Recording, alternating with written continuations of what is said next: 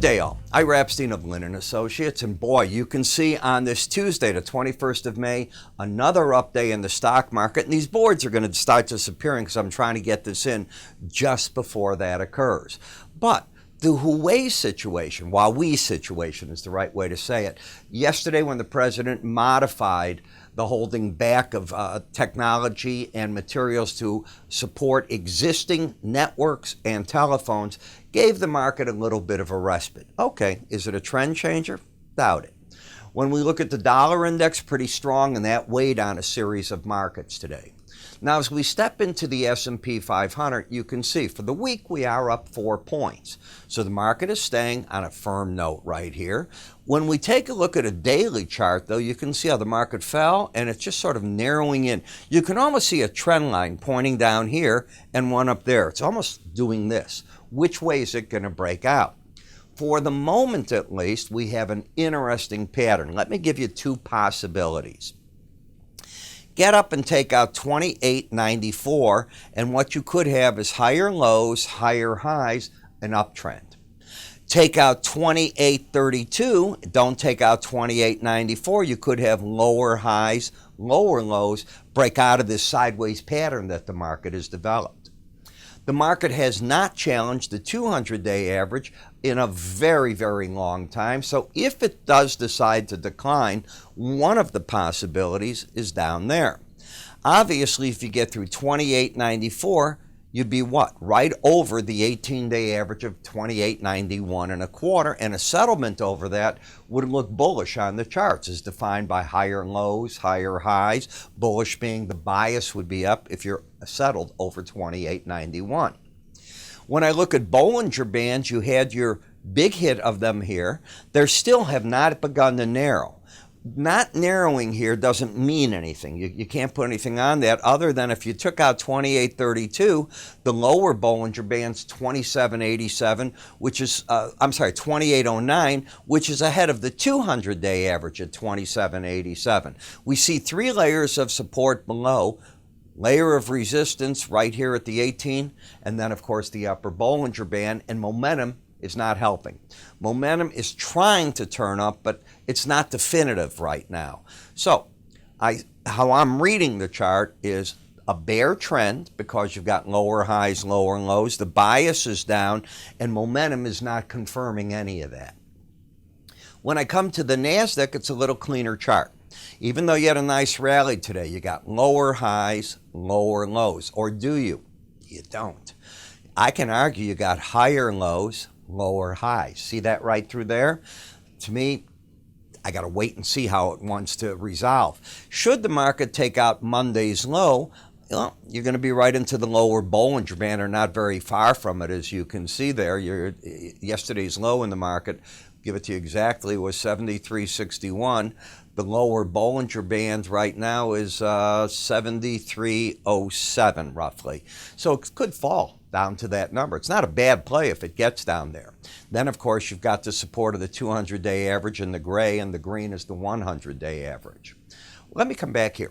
What about it? Can it turn itself into an uptrend? I should have mentioned that.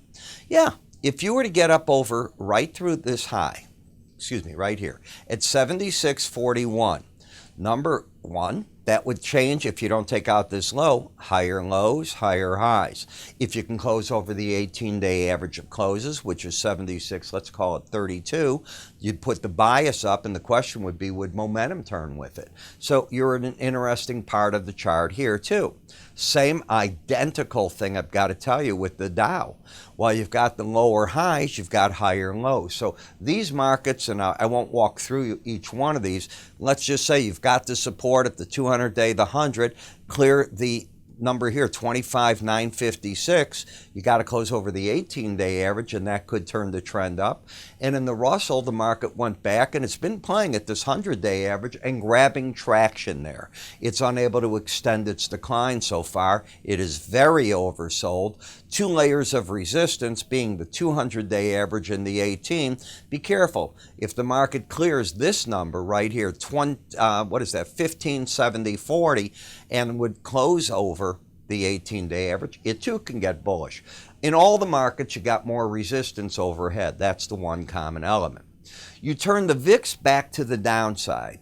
Why? Because you closed under the 18-day average of closes. So you got lower highs, certainly lower lows. You're oversold. Momentum is down and bias is down. In the T-bond market, what the market has done here is it's rolled on you. So you're out of the uptrend.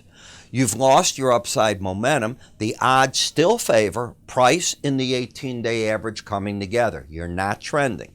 You're not trending in the 10-year notes. You lost your embedded reading.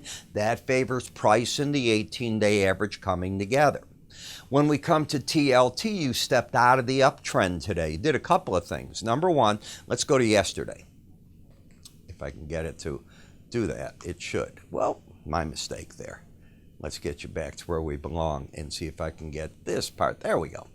And there you go. That's what I wanted it to do. These things aren't, you see your weathercasters with them? They're not the easiest things. Higher lows right into the upper Bollinger Band, still had the embedded reading. But you followed through on an outside day to the downside, took out a previous low, and lost that embedded reading today with a closing under 80. Now, we can get it back tomorrow, but it doesn't favor it. Generally, when you get a market like this that closes in the lower part of the range, if you will, I'm always concerned about that. Could this also be headed back to the 18-day average? No matter what it does, I've got the higher high and lower low. That's not going away.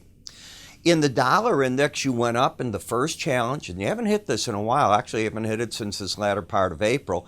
You hit the upper Bollinger Band, and what I teach in my charting course, and by the way, I'm going to have soon a Memorial Day special on the pricing of my charting course, so look for me to bring that out to you very, very soon. So, bringing a story up here, the first time you hit that Bollinger Band, often, the word is not always. I wish always were the case. I wouldn't be here. I'd be the richest man in the world.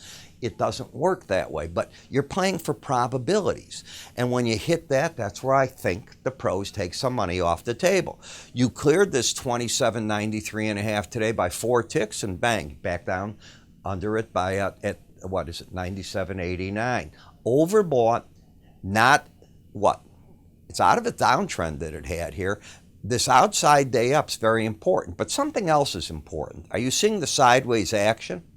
That's key in this market. It's sort of lost that thrust that it had. Now the question is, can it do anything with it? The same is absolutely, in my opinion, the flip-flop in the euro. You're finally back down to the lower Bollinger Band. I think the pros came out of that. Notice the outside day down there. So I think the high of this market, the euro, is important for tomorrow and for Thursday, and in the dollar index, the low of tomorrow and Thursday is important. If you take those out, it could be that the markets have exhausted in those two directions. In the British pound, I watched with intrigue the speech that Miss May made to on TV and so on to people about Brexit. I think she's out. I think the pound closing lower doesn't think that her new plan or her proposal or what she's going to come up with is going to be able to get it through the House of Commons. Now, she is due, I understand, to speak at the House of Commons and take questions. This thing's not up for a vote just yet. She did bring up the idea that if they can get a plan passed, she's also willing to do another referendum on Brexit. I don't understand the stepping ladder. Do you agree to the exit first, then do a Brexit vote? I'm lost with it, but I'm always lost in English politics. Lower highs, lower lows, down to the lower Bollinger Band, and now you have a market. Look at both numbers under 20. Both were under 20 the day before, and now they're under 23 days in a row. That's called embedded. Until you lose that, this market is locked in another downtrend, and even though it's down this much, maybe 120 is a number.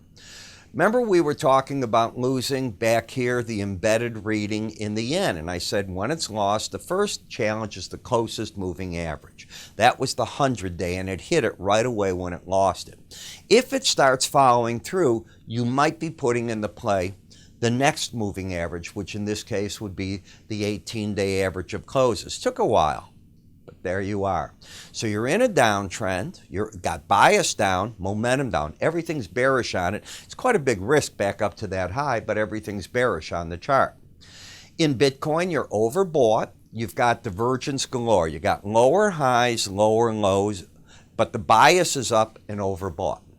Market's playing around, that's what I see. In Brent versus WTI crude, you had a correction where the Brent was losing to the WTI yesterday. It gained it back today, and it's still keeping an upside bias in the market. You can see the narrowness now of these Bollinger Bands. The market's waiting for something. Is that something going to be more production? Is it going to be an attack by some group on ships in the Strait of Hormuz? Is it going to be an attack on more Saudi pipelines or refineries or whatever? I don't know. But this sideways action is indicative that it's waiting on something right now. In our WTI crude in the U.S., you got higher lows, higher highs. You had a bearish number today on the API. They were looking for tomorrow's EIA to be a slight decline, say 1,000,004 barrels. They actually got an increase near that or more in the API number. We're going to have to wait and see.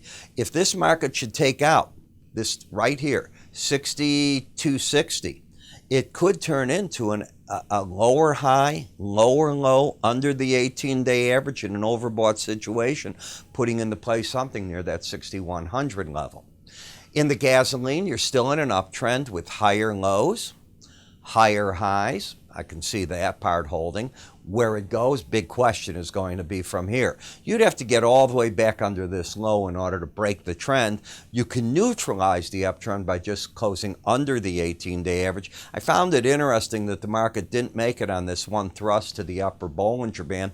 And of course, a lot of people are wondering, what is world demand going to be like in the energies if this Chinese-U.S. trade war continues? The good news that offsets part of that, our biggest trade partners, Mexico and Canada, the ball's now in Congress's park because it looks to me like there's no reason other than politics to not make a trade deal with them. In natural gas, this little bit of cooler weather that's rolling through put the market back down, but there's support at the 18-day average. The problem is you're overbought. And momentum often leads price, and that momentum is trying to point down. Should the market take out 250, what is that, 258.60? I'm half blind here. Yeah, 258.60. Well, that will negate this pattern. But again, each time you've come up in these hits to the Bollinger tops, you've been thrown back pretty hard. So I think that what we talk about as a whole has been working out. Now, I want to remind you, in the morning I start off. It's 6:15 in the morning, that's Central Time. I'm recording 40 futures charts and 5 ETFs. I cover differently than I do here that you're seeing. I'm able to say, buy here, sell there, here's your stop, take profit on part of your positions here. Do this. It's quite aggressive.